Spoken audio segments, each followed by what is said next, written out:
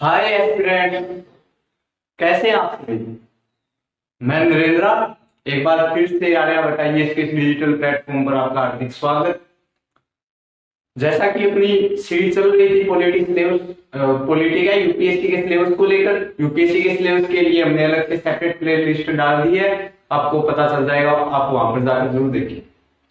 अब मैं बात करता हूँ अब एक सिलेबस की कि कैसे हम यूपीएससी के लिए तैयार करेंगे किसी भी सब्जेक्ट को। तो सबसे पहले हम अपने सीरीज को स्टार्ट करते हुए मैंने पॉलिटी के सिलेबस का को डिसाइड किया है। देखिएगा, पॉलिटी बहुत ज्यादा वेटेज क्यों लेती है इतना, आखिरकार क्या रीजन है कि पॉलिटी को इतना महत्व देती है। क्योंकि आप एक एस्पिरेंट, एक कलेक्टर, एक आईएएस अधिकारी, आप उस सेवा में जा रहे हैं तो भारत की सबसे बड़ी टॉप लेवल की जॉब है। उसमें आप सभी आपको ऐसे लोगों से भी डील करना होगा जो समाज के अंदर वंचित लोग हैं, ऐसे लोगों से भी डील करना होगा जो समाज के बहुत ज्यादा विकसित लोग हैं। कार्ल मार्क्स की बात सुनी होगी, समाज में सिर्फ दो ही प्रकार के लोग रहते हैं, एक जो मुख्य धारा में ऐड है, एक जो मुख्य धारा में ऐड नहीं है। आपको सब तरह के लोगों से, पता नहीं कितने लोगों से डील करना पड़ेगा। तो आपके अंदर राजनीतिक व्यवस्था को कूट कूट कर तो भरा हुआ होना चाहिए दोस्तों। तो ऐसे में यूपीएससी ने पॉलिटी की डिमांड रखी है। पॉलिटी की डिमांड में सबसे पहले हम आपको पॉलिटी के सिलेबस डिस्कशन के बारे में बताऊंगा।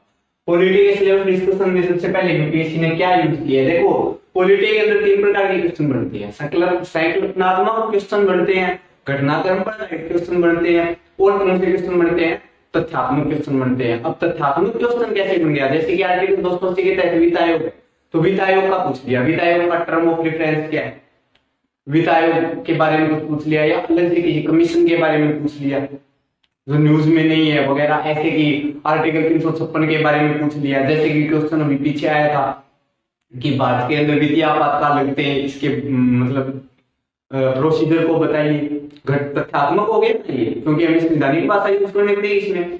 लेकिन संकल्पनात्मक भी तो बनते हैं। संकल्पनात्मक कैसे बन गए कि जैसे कि संवैधानिक नैतिकता से क्या मिलता है, what is the constitutional morality, what is the basic structure, how ST ST है अपना सुप्रीम कोर्ट कैसे विधायिका या कार्यपालिका पर नजर रख रहा है, बेसिक स्ट्रक्चर के जरिए, आधारभूत ढांचे के जरिए, आधारभूत ढांचे के आधार के मतलब बेसिक प्रिंसिपल का प्रतिपादन कर अपने सुप्रीम कोर्ट ने ऐसा क्या कर दिया कि जिससे वो विधायिका और कार्यपालिका दोनों के ऊपर, अपने एग्जीक्यूटिव और लेजिस्लेटिव असेंबली दोनों के ऊपर अपना अपना मतलब नियंत्रण रख पाएगा, उनको उनके दायरे में कार्य करने पर मजबूर करते। एक कौन सा क्वेश्चन होता है, घटनाक्रम पर आधारित होता है। घटनाक्रम पर आधारित कैसे, जैसे कि देखो, मैं आपसे एक बात पूछता हूँ, अपने शरीर के सभी अंग, क्या सभी सभी अंग मतलब इंपॉर्टेंट है। वैसे वैसे तुम आपकी बात समझ गया, सभी अंगों से मिलकर एक बॉडी का निर्माण होगा। लेकिन क्या सभी अंगों का कार्य है हमारे लिए, जैसे कि हाथ पे चोट लग जाए, लेकिन वही चोट अगर दिल पे लग जाए तो दोस्तों, अरे दिल पे लगने वाले तो बुरा याद होता है ना। मुझे पता है तुम भी खाए बैठे होगे। चलो, अब हम बात करते हैं। देखो, मैं काम पे जैसे कि मैं आपको ऐसे कह रहा हूँ भाई, अर्थ क्या है एक्चुअली में पॉलिटी का, अपने संविधान पॉलिटी के उसके यूपीएससी के हिसाब से अर्थ क्या है, क्या होना चाहिए, फंडामेंटल राइट। बताओ, फंडामेंटल राइट तो संविधान इसमें सिलेबस में ही नहीं लिखा। क्या डीपीएस की हुई, सिलेबस में ही नहीं है, तो क्या हो सकता है। सोचने वाली बात है। घटनाक्रम पर आधारित क्वेश्चन को ऐसे पूछेगा कि जैसे कि फंडामेंटल राइट के लिए, जैसे कि अभी हिजाब विवाद, हनुमान चालीसा विवाद, या इसके पीछे बहुत सारे विवाद जो धर्म को लेकर सबरीमाला विवाद हो गया, चलते रहे, उनके हिसाब से पूछेगा, वो घटनाक्रम पर आधारित। ठीक है दोस्तों, अब एक्चुअली में सिलेबस में क्या मेंशन किया, क्या सिलेबस में संवैधानिक भाषा का यूज किया, तो बिल्कुल नहीं। सिलेबस में ऐसी भाषा का यूज किया कि आप देखोगे तो कम आपको मतलब ऐसे लगेगा यार मैं तो कहीं पे एग्जिस्ट ही नहीं करता। मतलब कौन सी दुनिया में गिर गया यूपीएससी ने नहीं। ऐसी भाषा का यूज किया। तो मैं आपको ब्रीफली एक लाइन सिलेबस की समझाऊंगा। देखो, सबसे पहले सिलेबस के अंदर यूज किया है यूपीएससी ने इंडियन कॉन्स्टिट्यूशन, भारतीय संविधान। अब भारतीय संविधान में क्या क्या 22 भाग आते हैं, ये सभी का रखा हुआ 22 भाग आते हैं, 395 अनुच्छेद आते हैं, 12 अनुसूचियां आती है, ये तो सभी का रखा हुआ है। लेकिन और भी तो बहुत कुछ आते हैं भारतीय संविधान की विशेषता, विशेषता में ही तो फंडामेंटल राइट आते हैं दोस्त, और वो विशेषता अलग से मेंशन कर दी तुम। और विशेषता के अंदर फंडामेंटल राइट आ गया, डीपीएसपी आ गया, इसी के अंदर ही फंडामेंटल ड्यूटीज आ गया, इसी के अंदर ही प्रस्तावना आ गई, इसी के अंदर ही सब कुछ आ गया संविधान, जो हमारे संविधान की विशेषता है। देखो क्या गजब का कमाल किया यूपीएससी ने, इतना गजब यार कहां से आती है, इतना मतलब इतना माइंड यार यूपीएससी के। हमें भी तो स्मार्ट वर्क करना, चलो हम भी बता देते हैं यूपीएससी। ऐतिहासिक परिदृश्य, सबसे पहली line historical background. What is the historical background of our Indian constitution?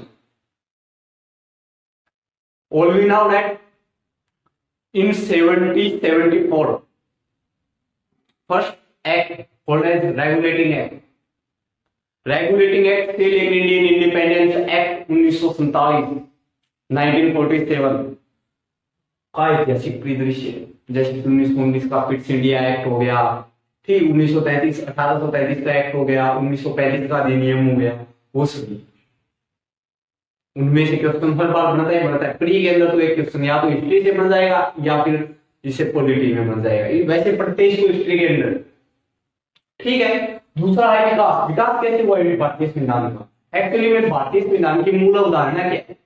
क्या हम समाजवादी है, क्या हम पूंजीवादी है, आइदर क्या हम मिश्रित अपनाए हुए दोनों को, क्या हम धर्मनिरपेक्षवादी हैं, हम कौन से हैं? देखो जब द्वितीय विश्व युद्ध खत्म हुआ तो हम सबको पता है यूएसए ने जापान की हिरोशिमा और नागासाकी पर बम गिरवा दिए थे, little boy and fat man, 6 अगस्त और 9 अगस्त 1945 की घटना है। फिर तब से दुनिया के अंदर पूरा वर्ल्ड दो ध्रुवों में टूट गया, ध्रुवीकरण हो गया, द्वि ध्रुवीकरण बोलते हैं इसको। अब दो ध्रुवों में बंट गया, एक तो यूएसएसआर का विखंड, एक तो यूएसएसआर का हो गया, एक यूएसए का हो गया। यूएसएसआर ने समाजवादी नीति अपनाई, सोशलिज्म, एंड इसने कैपिटलिज्म अपनाई, यूएसए ने। अब वही अपनी प्रसार करने लगे, लेकिन तभी अपने भारत के अंदर से मिलकर सुकर्णों से मिलकर अपने पंडित जवाहरलाल नेहरू द्वारा किया गया सिद्धांत गुट निरपेक्ष, सभी ने पढ़ा होगा गुट निरपेक्ष की नीति। तो हमने इतना विकास कैसे किया? दूसरा विशेषताएं तो हम सभी को पता है, हमारी संविधान की विशेषता क्या है? सबसे पहले क्या है? अरे सभी को पता है, फंडामेंटल राइट, फंडामेंटल राइट, मौलिक अधिकार। दूसरा डीपीएसपी, डीपीएसपी के बारे में आपने पढ़ा होगा, directive principle of state policy, भारतीय संविधान का भाग 4। इन दोनों के बीच में विवाद भी बहुत हुआ है, डीपीएसपी को ज्यादा महत्ता मिली या फिर फंडामेंटल राइट। प्रस्तावना हो गई, हमने संवाद अपनाया, हमने नागरिकता अपनाई है, हमने एक तो नागरिकता अपनाई है भी हम भारतीय हैं। अमेरिका के अंदर थोड़ी नागरिकता है, वहां पर जैसे कि 50 राज्य हो गए, तो 50 राज्य के अंदर हम मान लो कि कहीं का है, जैसे कि आप वो हो गया मान लो इसका कैलिफोर्निया का मान लो, तो अगर कैलिफोर्निया का, तो कैलिफोर्निया का भी है और यूएसए का भी नागरिक है, वहां पर थोड़ी नागरिकता है। लेकिन हमने एक नागरिकता अपनाई है ब्रिटेन से, वो उसकी विशेषता। अब संवैधानिक संशोधन 1951 से लेकर 2022 तक क्या संवैधानिक संशोधन हुए, वो 122 संवैधानिक संशोधन हो चुके हैं। 44वां संविधान संशोधन इंदिरा गांधी द्वारा किया गया, जिसको मिनी कॉन्स्टिट्यूशन के नाम से जानते हैं, ठीक है। अब दूसरा अगला क्या है? महत्वपूर्ण प्रावधान। महत्वपूर्ण प्रावधान क्या है? जैसे कि भारत के अंदर 280 के तहत वित्त आयोग आता है, वित्त आयोग के फंक्शन, जैसे कि मैं और आपके सामने जिक्र करूं, जैसे कि अपने आईएएस अधिकारी है, आईएएस अधिकारी के ऊपर 311 लगता है, सिविल सर्वेंट के लिए 311 पढ़ना आपसे जाकर। उसमें क्या सिविल सर्वेंट को क्या दिया गया है, मतलब एक्चुअली के अंदर उसको क्या पावर दी गई है, क्या उसका स्टेट ट्रांसफर कर सकता है या टर्मिनेट भी कर सकता है, हटा भी सकता है क्या? क्यों लोग आईएएस की तरफ भागते हैं, क्यों लोग इसे सिक्योर मानते हैं? सबसे आर्टिकल 313 के अंदर आता है। अब जैसे कि यूपीएससी कमीशन हो गया, संवैधानिक संस्था है, ठीक। अब मैं बात करता हूँ बुनियादी संरचना, ये वही है बेसिक स्ट्रक्चर आधारभूत ढांचा। केशवानंद भारतीवाद 1973 क्वेश्चन बनता ही बनता है। ठीक है दोस्तों, नेक्स्ट लाइन देखो, अब यहां से इंपॉर्टेंट देखो, हमने क्या किया, भारतीय संविधान, historical background, development and quality and amendment and important प्रावधान, ठीक, और बुनियादी संरचना बेसिक, ठीक, important provision. Okay, the next line UPSC में लिखा है, नेक्स्ट लाइन में संघ व राज्यों के उत्तरदायित्व, उत्तर responsibilities of state and union. देखो, हमने संघवाद फेडरलिज्म अमेरिका से प्रभावित होकर, लेकिन हमारा संघवाद स्ट्रक्चर कनाडियन स्ट्रक्चर से मिलता है। तो एक्चुअली में हमारे संघवाद और कनाडा के संघवाद के बीच में क्या फर्क है, अमेरिका के संघवाद या हमारे संघवाद के बीच में क्या फर्क है, ये हर्ट है दोस्तों, ये इतनी लाइन हर्ट है यूपीएससी की। मैं नहीं, प्रीवियस ईयर के क्वेश्चन बोलते हैं ये बात, ये इतनी चीज हर्ट है। क्या है, हर्ट, यानी इसके बिना यूपीएससी काम करेगा ही नहीं करेगा। मेंस के अंदर 2 क्वेश्चन 3 क्वेश्चन तो हर बार 2 या 3 क्वेश्चन तो रहते ही रहते हैं, यानी कि 2 या 3 क्वेश्चन, उनमें से घटनाक्रम पदार्थ भी हो सकता है, संकल्पनात्मक भी हो सकता है, क्या हो सकता है, तथ्यात्मक भी हो सकता है। इसके अंदर क्या है, देखो, संघ व राज्यों के उत्तरदायित्व, एक्चुअली में संघ व राज्यों के उत्तरदायित्व क्या है, देखो, हमने आर्टिकल 37 के तहत एक वेलफेयर स्टेट को अपनाया। हमने किसको अपनाया, वेलफेयर स्टेट को अपनाया। अब अगर वेलफेयर स्टेट को अपनाया तो वेलफेयर स्टेट का मतलब कल्याणकारी राज्य, कल्याणकारी राज्य का मतलब सिंपल सा है, हम लोगों को सुविधाएं देंगे, पोस्ट के इतनी सुविधाएं देंगे, हम जो समाज के अंदर वंचित लोग हैं उनको भी मुख्य धारा मिलाएंगे, हम जो समाज के अंदर वैसे लोग जो अपना मानसिक विकास नहीं कर सकते हम उनका मानसिक विकास भी करेंगे, हम उनकी जैविक जरूरतों को भी पूरा करेंगे, समझे।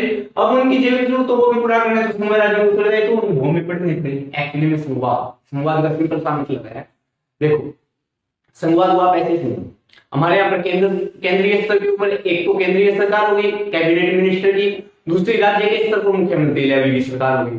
अलग अलग राज्य की अलग पावर है और स्टेट उसकी केंद्र की अलग पावर है, यही तो संवाद है। एक्चुअली में शक्तियों का विभाजन किसके बीच में, केंद्र और राज्यों के बीच में, the separation of power between states and centre is called as federalism. But हमने कैसे अपनाया, इसका हिस्टोरिकल बैकग्राउंड क्या है, हमारे यहाँ पर क्या क्या क्या सभी राज्य है, कोई राज्य अलग होना चाहिए, क्या वो अलग हो सकता है। एक्चुअली में भारत के सभी राज्यों को मिलाकर बना है या फिर भारत से मिलकर सभी राज्य बने, ये तो वही बात हो गई ना, मनुष्य होना और बनना दोनों के बीच में क्या अंतर है, सोचना। ठीक, संघ व राज्यों के उत्तरदायित्व। ठीक, दूसरा क्या है, संघीय ढांचे से संबंधित विषय। संघीय ढांचे का मतलब क्या है, मैंने आपको बताया राज्य की अलग पावर और किसकी, केंद्र की अलग पावर। अब केंद्र देखो, हमारे संविधान के अंदर भाग नंबर 7 के अंदर शक्तियों का विभाजन किया है, जिसके अंदर क्या है, सूचियों का विभाजन, शक्तियों का विभाजन बोले नहीं ऐसे, संघ सूची हो गई, यूनियन लिस्ट, कंकरेंट लिस्ट समवर्ती सूची हो गई और स्टेट लिस्ट राज्य सूची हो गई। जो यूनियन लिस्ट है, यूनियन लिस्ट के ऊपर कानून कौन बनाएगा, केंद्र सरकार। स्टेट लिस्ट उसके ऊपर कानून कौन बनाएगा, स्टेट गवर्नमेंट। एंड कंकरेंट पे कौन बनाएगा, स्टेट एंड मतलब जो राज्य सरकार, state and central government, both दोनों मिलकर बनाएंगे। अब एक्चुअली में इनके बीच में तो कोई विवाद होता है, जैसे कि 3 कृषि कानून को लेकर, अब इनके बीच में कोई ना कोई तो आती है, जैसे कि मैंने डिफेंस ले लिया, डिफेंस के ऊपर कानून कौन बनाएगा, पुलिस ले लो, पुलिस राज्य का विषय है, लेकिन इनके बीच में विवाद भी तो हो सकता है। आप दिल्ली में जाकर देखो, राज्यपाल को देखो, आप राज्यपाल क्या एक संघ सरकार के एजेंट के रूप में राज्य के अंदर कार्य करता है। यस, एक्चुअली के अंदर एक राज्यपाल है ना, एक गवर्नर, वो क्या होता है, यूनियन गवर्नमेंट का एक एजेंट, इज एजेंट। और वो एजेंट है तो वो तो मतलब कठपुतली हो गई सेंट्रल गवर्नमेंट की, जो जहां चाहे वहां भेज सकता है अपने राज्य, जिस राज्य में सेंट्रल गवर्नमेंट की सरकार है। एक्चुअली उनके बीच में कोई ना कोई तो विवाद होते रहते होंगे, वही तो है संघीय ढांचे से संबंधित विषय वस्तु। Problems and related components to federalism. स्थानीय स्तर पर वित्त का स्थानांतरण, जैसे कि मैं आपको एक बात बताऊं, हमने लोकतंत्र को अपनाया है। लोकतंत्र का सिंपल सा मतलब क्या है, जैसे कि आमजन से हम सुनते हैं, जनता के लिए, जनता द्वारा और जनता से शासन, वही होता है जनता द्वारा, जनता के लिए और जनता का शासन। सिंपल सी, it is the form of government by people to people and from for people, यही होता है। तो एक्चुअली में मुझे एक बात बताओ दोस्तों, हमारे देश की जनसंख्या है लगभग 1 अरब 40 करोड़। यूएन के सेंसस के अनुसार तो अभी 15 नवंबर को पूरी दुनिया की आबादी 8 अरब से ऊपर हो गई। बहुत बड़ा इश्यू चल रहा है, बढ़ती आबादी इसके लिए, पूरी दुनिया के लिए वरदान है हिसाब। और यूपीएससी यहाँ से क्वेश्चन बनाएगा, क्योंकि जनसंख्या किसका विषय है, सोसाइटी का विषय, सोसाइटी का इंपॉर्टेंट विषय है। लेकिन हमें यहाँ पर क्या ध्यान रखना है, हमें इतना ध्यान रखना है कि इतनी बड़ी जनता को संभालने के लिए केवल क्या 5,000 एमपी और एमएलए प्रतिनिधि, जनता के प्रतिनिधि ही शासन चलाएंगे, वो कहाँ की समझदारी है? क्या वो एक्चुअली में जनता का शासन है? नहीं। इसी के लिए हम 1993 में अपने 43वें और 44वें विधान संशोधन द्वारा क्या लिख रहे हैं, पंचायती राज व्यवस्था लिख रहे हैं। लेकिन पंचायती राज व्यवस्था से भी क्वेश्चन उठेगा, वो प्री के अंदर भी उठेगा और मेंस के अंदर भी उठेगा। तो पंचायती राज व्यवस्था को हम स्थानीय स्तर की सरकार बोलते हैं। तो स्थानीय स्तर की सरकार को एक्चुअली में वित्त भी तो देना होता है, वो किसका काम है, राज्य भी तय करता है। और स्टेट और जो भी हमारे पास रेवेन्यू टैक्स वगैरह, जो पीएसयू से, जो आरबीआई सरप्लस, जिससे भी हमारे पास जितनी भी इनकम वगैरह होती है, उन सबके बीच में राज्य और केंद्र के बीच में बंटवारे के लिए वित्त आयोग हो गया। ठीक, तो एक्चुअली में उनके बीच में वित्त के हस्तांतरण के समय जो आने वाली चुनौतियां वगैरह विषय, उनके रिलेटेड विषय, उस भी के सिलेबस में। ठीक, इसके बाद में शक्तियों का पृथक्करण, ये मैंने आपको बता दिया, शक्तियों का भी पृथक। अब शक्तियों का पृथक्करण कैसे होगा? लोकतांत्रिक पृथक्करण हो जाएगा, वित्तीय पृथक्करण हो जाएगा, जैसे वित्त बांटना है, राजनीतिक पृथक्करण भी होगा। ठीक है, अब नेक्स्ट हो गया विवाद निवारण तंत्र, डिस्प्यूट सेटल मैकेनिज्म। ये क्या था? शक्तियों का पृथक्करण, सेपरेशन ऑफ पावर, विवाद निवारण तंत्र। हमारे देश के अंदर आप सभी को पता है हमने कैसी, कौन सी न्यायपालिका अपनाई है? हमने एक स्वतंत्र न्यायपालिका अपनाई, क्या सर्वोच्च न्यायपालिका अपनाई है? ये क्वेश्चन सोचने वाला, क्या हमने सर्वोच्च न्यायपालिका अपनाई है या स्वतंत्र न्यायपालिका अपनाई है? कमेंट में जरूर बताना। अब आप ऐसी बात सोचो, लेकिन बढ़ते रवैये को भी देखना, उसमें एक चीज का ध्यान रखना, विवाद निवारण तंत्र, इंपॉर्टेंट चीज, डिस्प्यूट सेटलमेंट मैकेनिज्म। अब देखो, हमारे देश की कितनी जनसंख्या और न्यायपालिका सिर्फ हमारे पास एक ही फंक्शनल के लिए, हमारे पास सुप्रीम कोर्ट तो एक ही है, भले ही हाई कोर्ट हो। तो क्या इसे स्थानीय स्तर पर भी लाना चाहिए? उसके लिए क्या क्या तंत्र अपनाने चाहिए? उसके लिए हमें क्या क्या करना चाहिए, क्या क्या नहीं करना चाहिए? वो सभी भी तो इसके अंदर आ जाते हैं। ये बेसिक। दूसरी चीज होगी संसद व राज्य विधायिका। यहां से देखो, ये तो था, मैंने आपको बताया, ये तो था हर्ट, इसको आप नंस मान सकते हो। यहां से भी क्वेश्चन पूछेगा, संसद व राज्य विधायिका। देखो हमने क्या अपनाया है? संवाद अपनाया है। संवाद में अपनाया तो केंद्र में क्या मैन मोटिव क्या होगी? संसद, और राज्य के अंदर राज्य की विधायिका। राज्य विधायिका फिर 3 पार्ट में टूट जाएगी। वो संसद फिर 3 पार्ट में, संसद के 3 पार्ट हो गए, लोकसभा, राज्यसभा हो गए। क्या हो गया? राष्ट्रपति। राष्ट्रपति एक सेपरेट है, वो संसद काम नहीं है। ठीक है, राज्य विधायिका। अब राज्य, इनकी संरचना क्या है? संरचना का सिंपल सा मतलब वो लोकसभा, राज्यसभा, इसके अलावा विधानसभा, इसके अलावा और वो हम अपनाते ना, जैसे कि वो विधान परिषद हो गई, लेजिस्लेटिव काउंसिल। ठीक, कार्य, इन सबके कार्य करने का तरीका क्या है? कल्याणकारी राज्य अपनाए तो कैसी सेवाएं दे रहे हैं, किस तरह सेवाएं दे रहे हैं, व्यवहारिक रूप इनका क्या है? दूसरी चीज हो गई इनके कार्य का संचालन, कोड ऑफ कंडक्ट, संसद की कार्य। सबसे पहले 0 काल, फिर प्रश्न काल, लास्ट में फिर वो 2, 2.5 या 3 घंटे का। ठीक, इसके बाद में फ्राइडे के डे हम 2.5 घंटे का किसी भी विषय के ऊपर रखते हैं। कोड ऑफ कंडक्ट क्या है, वर्क क्या है। ठीक, इसके बाद में इनकी शक्तियां, व्हाट इज द पावर। ठीक, इसके बाद में कार्यपालिका और न्यायपालिका की संरचना, सुप्रीम कोर्ट, हाई कोर्ट, कार्यपालिका में क्या आता है, स्थायी कार्यपालिका और अस्थायी कार्यपालिका। स्थायी कार्यपालिका में आप आते हैं जैसे कि एस्पिरेंट तैयारी कर रहे हैं, मतलब तैयारी कर रहे हैं वो तो नहीं, जो लग गए हैं वो आते हैं, आईएएस आईपीएस ऑफिसर आते हैं। ठीक है, न्यायपालिका की संरचना मैंने आपको बता दिया, संगठन व कार्य, इन सभी के संगठन व कार्य।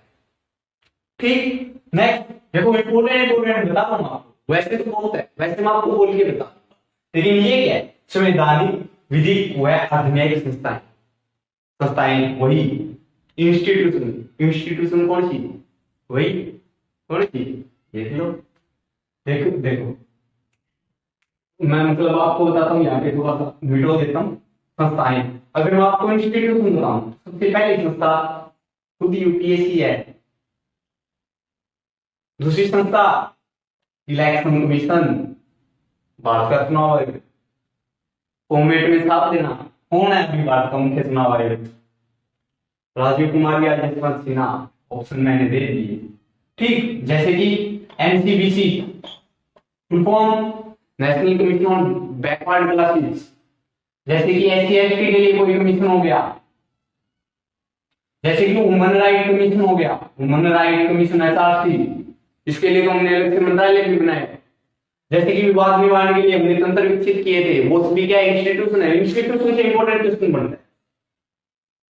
ठीक है, इसके अलावा आरपी एक्ट 1951 से भी क्वेश्चन बन जाता है कभी कभी।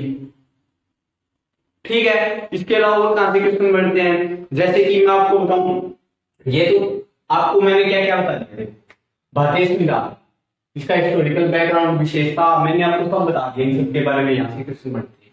ठीक, जहां ये हर्ट है, और वो जो क्या था, संसद राज्य मतलब राज्य के विधायक का इनका मतलब कार्य है, इनकी शक्तियां, इनके कोड ऑफ कंडक्ट, इन सब की मतलब जो वर्क फंक्शन है, इन सब के बारे में ब्रीफली अध्ययन करना। वो संसदीय प्रणाली जो हमने ब्रिटेन से अपनाई वो मैं आपको ब्रीफली करूंगा इसलिए उसके अंदर। दूसरी चीज इंस्टीट्यूशन के बारे में भी मैं आपको बताऊंगा, और इंपॉर्टेंट आर्टिकल जैसे 280 हो गया, और कौन सा हो गया, जैसे कि कोड ऑफ कंटेंट कोड हो गया। वैसे तो मैं आपको साथ साथ में पता चला दोस्तों, आपको आशा करता हूँ यूपीएससी में पॉलिटिकल सिलेबस को लेकर आपको आपकी एक बेहतर समझ विकसित हो गई होगी।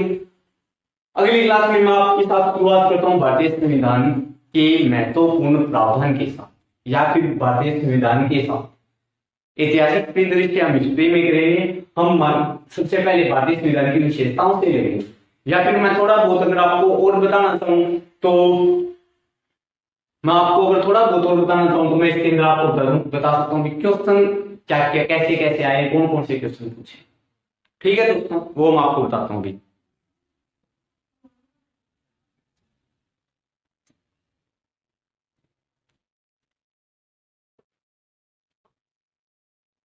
अब मैं बात करता हूँ दोस्तों पॉलिटी क्वेश्चन किस प्रकार पूछे गए हैं। जैसे कि मैंने आपको बताया 3 प्रकार के क्वेश्चन पूछता है। जैसे कि मैंने आपको सिलेबस के बारे में मैं आपको बता ही चुका हूँ, थोड़ा बहुत कुछ तो समझ में पड़ी होगी। अब थोड़े बहुत क्वेश्चन देख लेना। अब आपका काम क्या है, सबसे पहले यूपीएससी की साइट पे जाके उसका सिलेबस देखना, पॉलिटी का जीएस2 के अंदर जो 10 लाइन या 12 लाइन लिखी हुई है वो क्या है, वो रटनी है। और दूसरा काम क्या है दोस्तों कि मैं आपको जो क्वेश्चन बता रहा हूँ आप प्रीवियस ईयर के क्वेश्चन देख लो। ठीक है, उसी तरह अब मैं आपको बताता हूँ कि बेसिक स्ट्रक्चर से क्वेश्चन पूछा गया। बेसिक स्ट्रक्चर का क्या मतलब, मैंने आपको आधारभूत ढांचे से बताया था। फंडामेंटल राइट से पूछा गया, लेकिन वो मैं अभी कवर नहीं करा क्योंकि वो तो सिंपल से क्वेश्चन बनते हैं। जैसे कि संसद की संविधान संशोधन की स्वेच्छाकारी शक्ति पर ऐसे किस प्रकार नियंत्रण रखता है, केशवानंद भारतीवाद। Basic structure. ठीक, देखो आईआर कोडवाद क्या था, ये किस पर है, आधारभूत ढांचे पर। आधारभूत ढांचे का प्रतिपादन कर, वो तो ये तो मैं आपको बता सकता हूँ, आधारभूत ढांचे का प्रतिपादन कर संसद या फिर विधायिका। संसद का क्या मतलब है, लोकसभा और राज्यसभा की सभी मिलकर क्या बनाते हैं, विधायिका। विधायिका और कार्यपालिका के कार्यों पर किस तरह नियंत्रण रखता है, संघात्मक शासन। देखो 15वां फाइनेंस कमीशन का टर्म ऑफ रेफरेंस न्यूज में था, पूछ लिया किस पे, घटनाक्रम पे। ये किस पे है, पोलियो हुआ तो कब हुआ था, संकल्पनात्मक है। बीएस का प्रतिपादन संकल्पनात्मक है। छोटे राज्यों का निर्माण क्या, आर्थिक विकास को बढ़ावा देगा। मैं वही राज्य और केंद्र के बीच में शक्तियों का बंटवारा, तो क्या छोटे राज्य को अधिक सारे बना दिए जाए, इससे क्या होगा, वित्तीय आपातकाल। देखो ये क्या है, तथ्यात्मक है। पूछ लिया। नदी जल विवाद न्यूज में रहता है, क्या हो गया, करंट बेस्ड हो गया। आर्टिकल 370 क्या है, तथ्यात्मक है। स्थानीय स्वशासन द्वारा, देखो ऐसे क्वेश्चन आते हैं कल्पनात्मक सोचने वाले। पंचायतों द्वारा भारत में आधारभूत लोकतंत्र की स्थापना की गई, टिप्पणी करें। ठीक, जैसे कार्यपालिका से मैंने आपको कार्य संचालन से बताया, तो उसी से पूछ लिया। देखो संसदीय समितियां किस प्रकार एक संसद के रूप में कार्य करती है, एक संसद के रूप में कार्य करती है। दल बदल अधिनियम न्यूज में था भाई, भारतीय 10वीं अनुसूची, कोड ऑफ कंडक्ट से रिलेटेड है, संसदीय विशेषाधिकार। ठीक, न्यायपालिका से क्या पूछता है, लोक अदालत हो गया, ग्राम न्यायालय, ऐसे क्वेश्चन उसने पूछे हैं किसी। अब इन क्वेश्चनों का ट्रेंड देखकर और सिलेबस का ट्रेंड देखकर मैं आपको कल से पॉलिटी शुरू करवाऊंगा। तो आशा करता हूँ दोस्तों आप सभी को समझ में आया होगा। तो please like share and subscribe करना ना भूलें। धन्यवाद दोस्तों।